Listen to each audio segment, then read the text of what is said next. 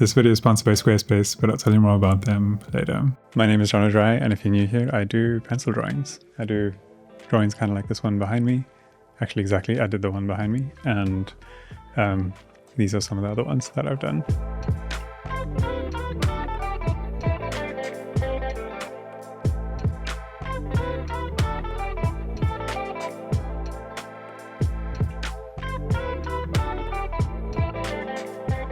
I use a bunch of different tools to create these drawings, and so in this video I'm going to go through the ones that I use the most.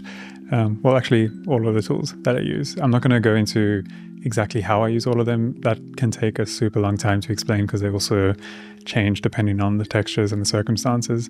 Maybe that's for another video. So if you're interested in seeing more about how I make these, make sure you subscribe and you can stay up to date on how I make my drawings. Maybe I should start at the very beginning of the drawing process, and that's choosing the paper that I work with. So I have been working with a paper called Arches Aquarelle 300 gram hot pressed for the last, I don't know, however many years, maybe 9 years or so. It's got a really good ratio of grit and tooth to absorb the graphite and smoothness, so I can still get all of my details and textures. It can be really tricky to prepare, so I often use water and gum tape to stretch out my paper.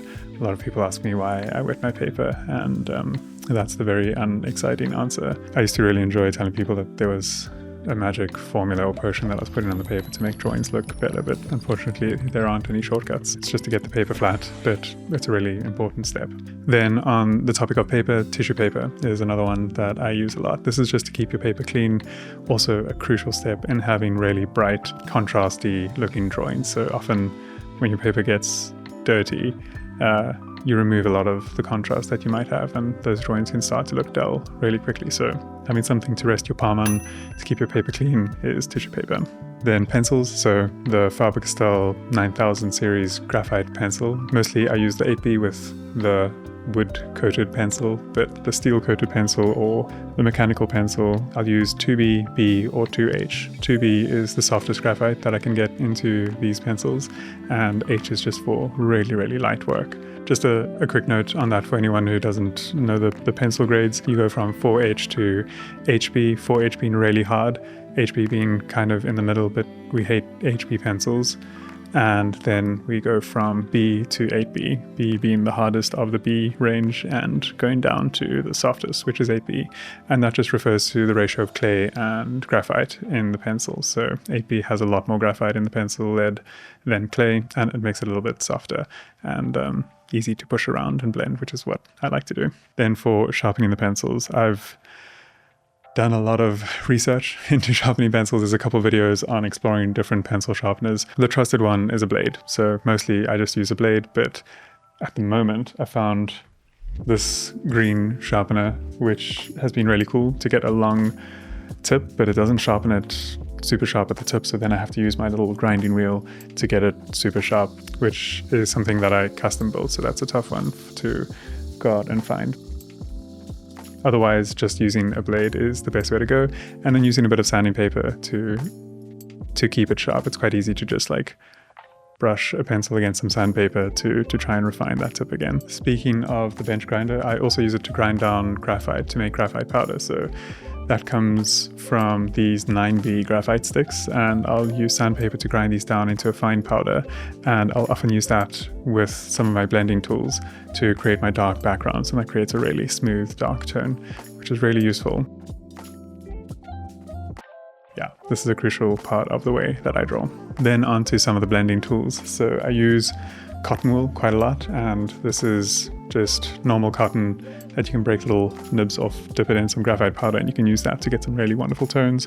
Or you can blend some of the graphite that you've already applied onto the page using the 8B. So cotton wool has been fantastic. Otherwise, blending stumps are something that a lot of people are familiar with. These are also really fantastic, but be careful of using them too much.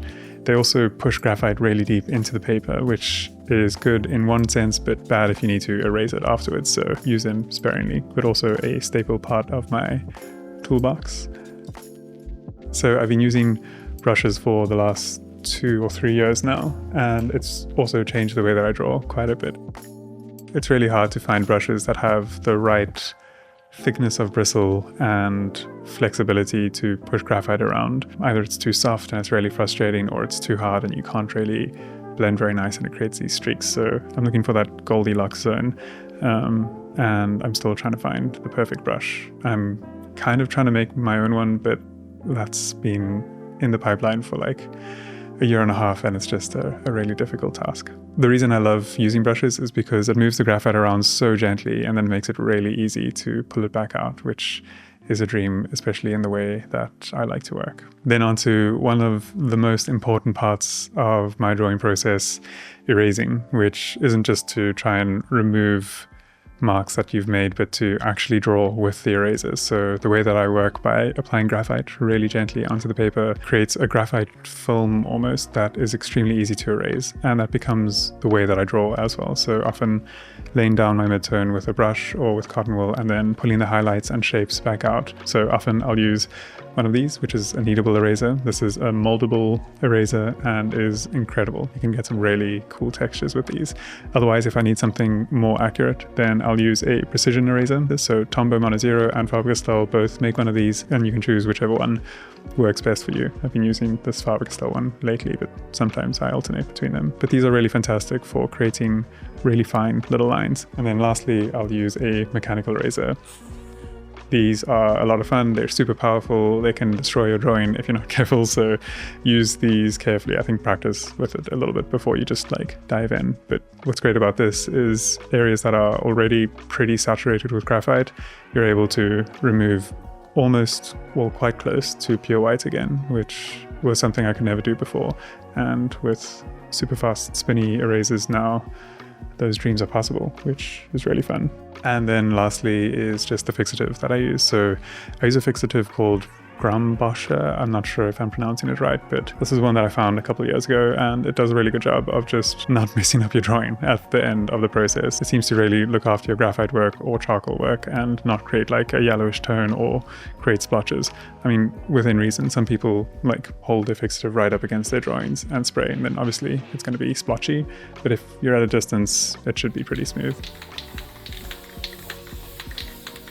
Yeah, that's the way that I fix my drawings. I think that's all the tools that I'm using for now. Oh yeah, sandpaper is one that I use as well. So usually I'll use about a 120 or 150 grit sandpaper. That's usually quite nice for creating a fine tip on the end of graphite pencils. I also use that to clean my erasers as well. So cleaning your tools and keeping them sharp is just a huge part of it as well. It's super important actually. So sandpaper is the way that I do that. So yeah, I think that's all the tools. Before I end this video though, let me give a quick shout out to this video sponsor, Squarespace. I've been working with them for a couple of years now, and they've played a huge role in my career, not only in helping me maintain this channel by sponsoring these videos, more importantly, early on in my career, I was looking for a way to showcase my work and make it easy for collectors to find me and get in touch with me. And I didn't have time to learn HTML and try and build a beautiful, reliable website. And I found that Squarespace did all of that effortlessly. I never had to patch or upgrade anything. I could register a domain with them and set up an online store, and most importantly, I could design a portfolio and show my work the way that I wanted to. Also, every time I got stuck, their amazing support team helped me out instantly. So if you're looking at building a website, give Squarespace a try, and if you decide that you love them, use this offer code and get 10% off your first purchase. Also going to leave the offer code in the description. That's easier to click on. But yeah, there we go. I hope you found this video helpful. It's always nice to see what tools artists are using. I don't think my tools have changed too much in the last couple of years, with the exception of the brushes, but it's always lovely to see the tools that artists are using. So let me know in the comments if you found a trick or a magic tool that's really helped your practice out. It's really nice to try new things. But yeah, let me know in the comments if you have any questions about some of the tools that I'm using. I'll either answer that in the next video or I'll just answer it in the comments as well. Also, please leave a like if you found this video helpful or informative at all. It helps the channel out in a huge way. As always, thanks for the support, and I'll see you guys in the next one. Bye.